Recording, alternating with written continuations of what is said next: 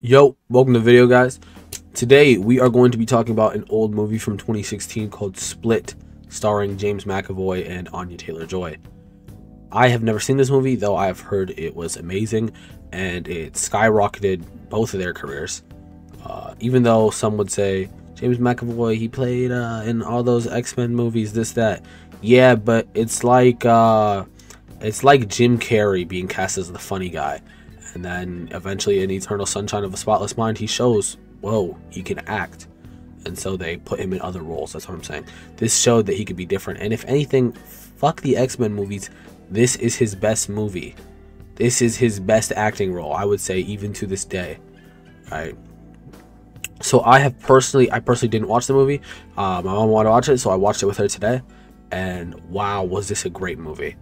It was an M. Night I don't know how to say his last name, Shyamalan movie, so you know it wasn't the greatest, but you know I think the characters really carried this. For those of you who don't know about the movie, I'm going to start talking about it right now. I'm going to just go through, summarize, you know what I mean?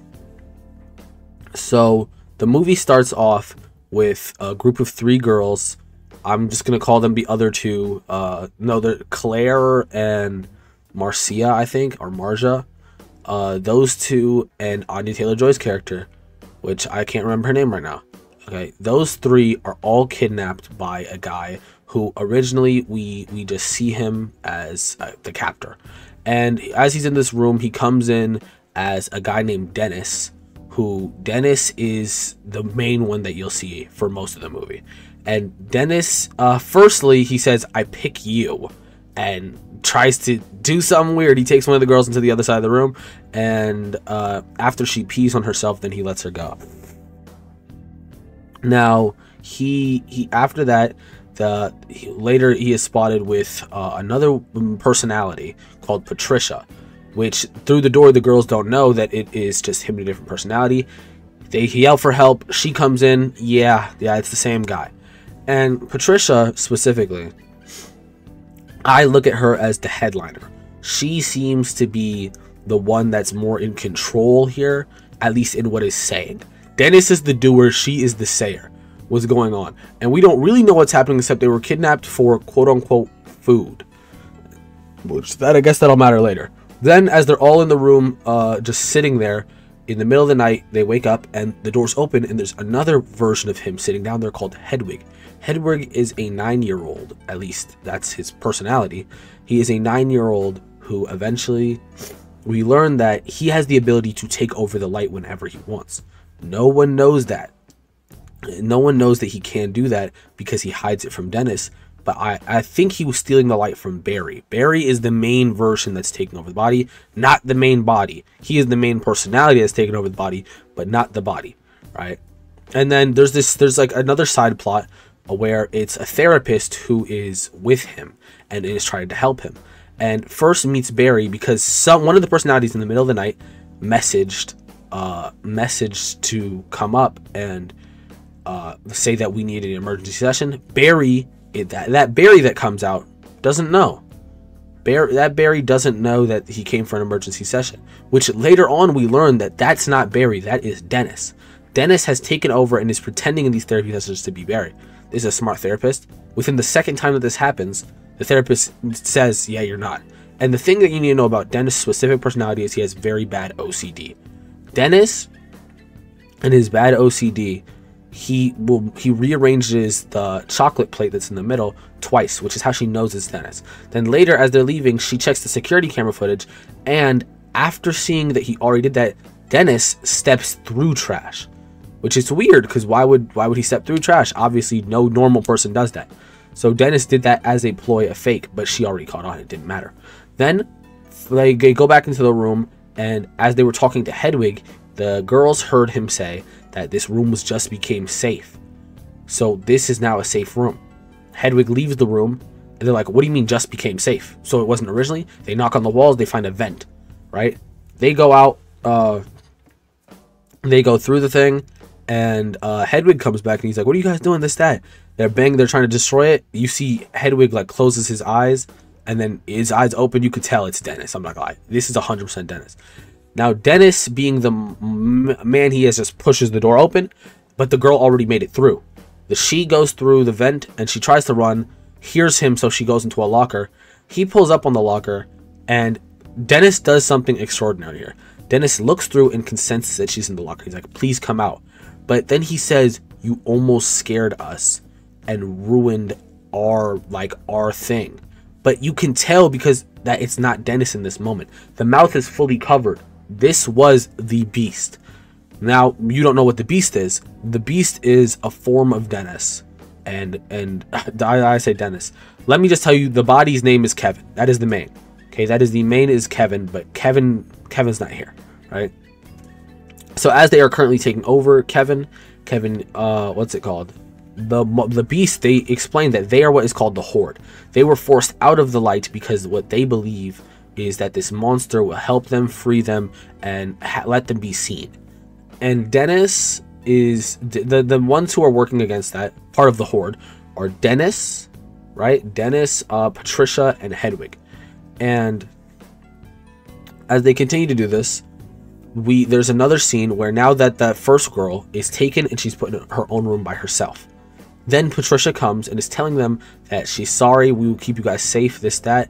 And we learn that Dennis is doing this strictly for the sake. Everything he's doing is to help the monster.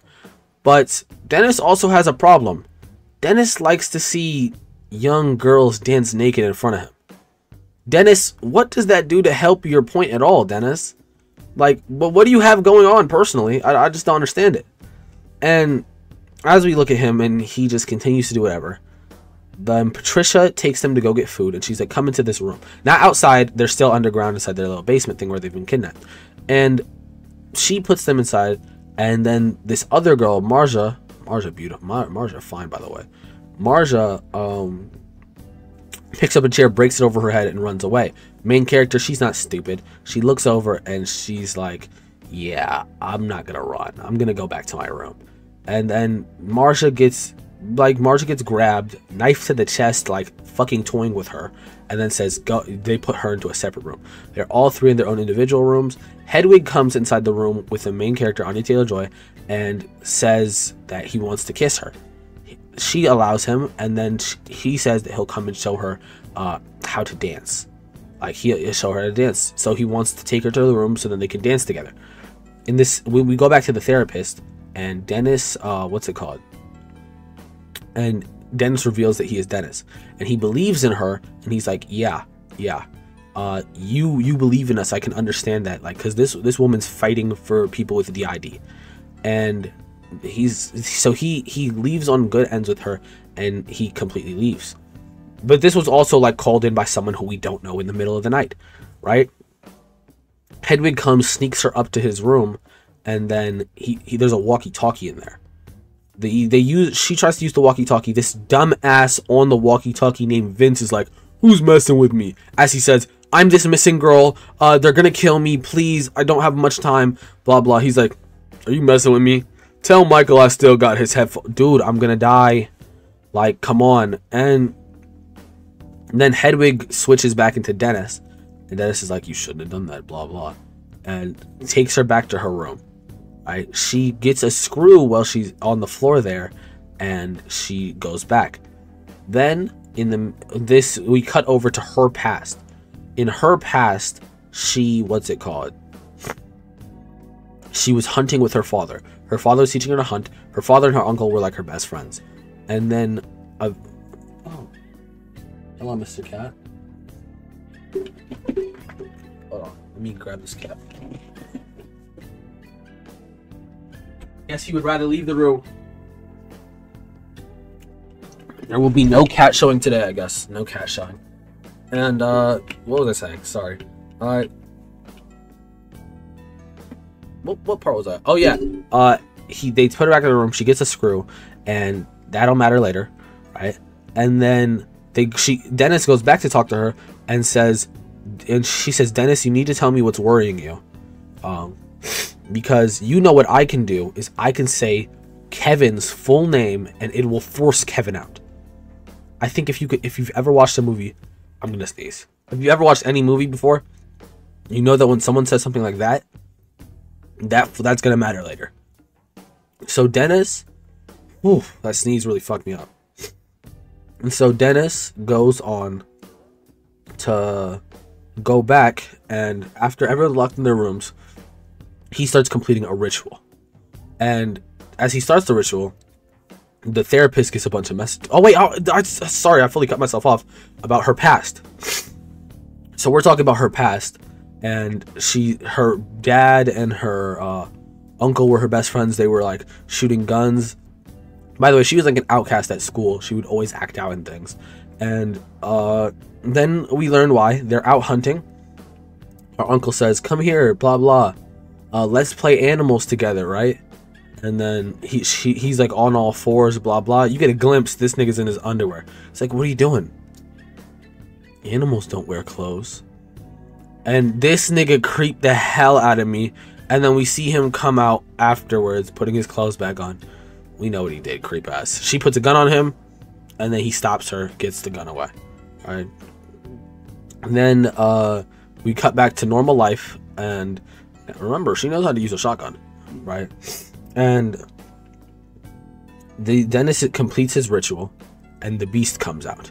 This beast is, whoa, he's running at sub speeds. He's actually terrifying. He's kind of like a monster, right? And he comes back in, and at the time, the beast is, you know, doing ghastly things, right?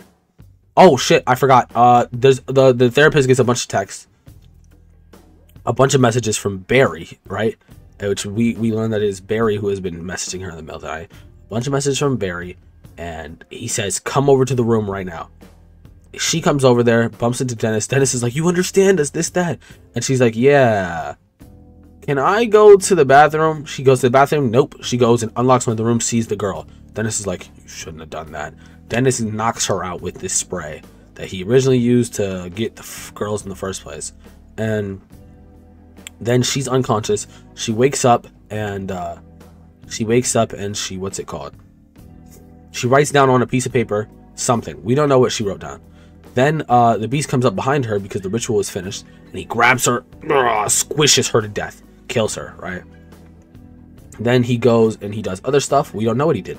But Anya Taylor-Joy's character uses that screw to break out of her room. As she breaks out of her room, she goes into as she's looking for a way to get out, she goes and she finds she opens the door and she sees Marja, whole chest eaten, right? Fully eaten. Then she goes into another room and she sees Claire, and Claire's like, she's like, "Come on, Claire, let's get out of here." Claire gets dragged back. She look over. That nigga is mid-cannibalizing Claire. She runs into another room. She sees the old lady dead on the floor looking for stuff, and she sees a piece of paper say his name, Kevin Wendell Crumb. She turns, the beast is behind her. She goes, "Oh, what do I do?" She says, "Kevin Wendell Crumb, Kevin Wendell Crumb." Kevin comes down. "What the fuck? Where am I?" It's still September 18th of 2014, right? She's like, "Who killed her?" "You did." He's like, "Oh fuck, man, go grab the shotgun, you gotta kill me." Everyone comes out. "Please don't kill us, please don't kill us." He's like, "I'm gonna kill you." The beast come back out. "Nah, you not finna kill me." She get the shotgun, she run, she gets shells. The beast is doing a 4-2 sprint down, right? She's like, fuck. She runs, she gets into like a cage with the shotgun. He's like having a crazy speech, by the way. He's like you can't stop me. You are impure. I need to make you pure. I need to eat you. Because the whole thing is the beast has to eat these pure souls of people who have never felt pain before, which is why he wanted these innocent young girls. And so as he's trying to eat them, she starts shooting the shotgun shells at him. He go, he eat those shotgun shells. Nothing to a nigga like him. He's like, she's like, "Damn, what do I do?" Earlier, when Dennis was being a creep, he stripped everyone's clothes off them. He sees her cuts and bruises and everything. He looks at her eyes and is like, "You are pure. You have been hurt before. You are perfect. I'll let you live." And then he leaves. Cops come, find everything, and you know where she gets sent back to? She gets sent back with her uncle because her dad died. That's the end of the movie. I think the movie had a good plot.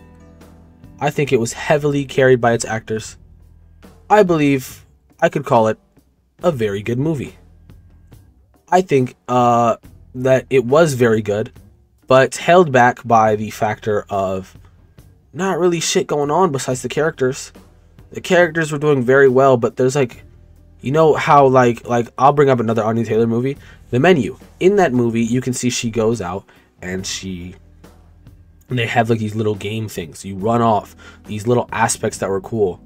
It was kind of just like, if there wasn't the aspect of just his personality switching and them talking, nothing happened, is what I realized. Actually, I was gonna come into here saying that this was a very good piece, even a masterpiece, but now that I really sit down and think about it, maybe it was just eyes. I think it was just a very good character that carried it, and with the idea of his personalities moving through it, it was good, but nothing really happened.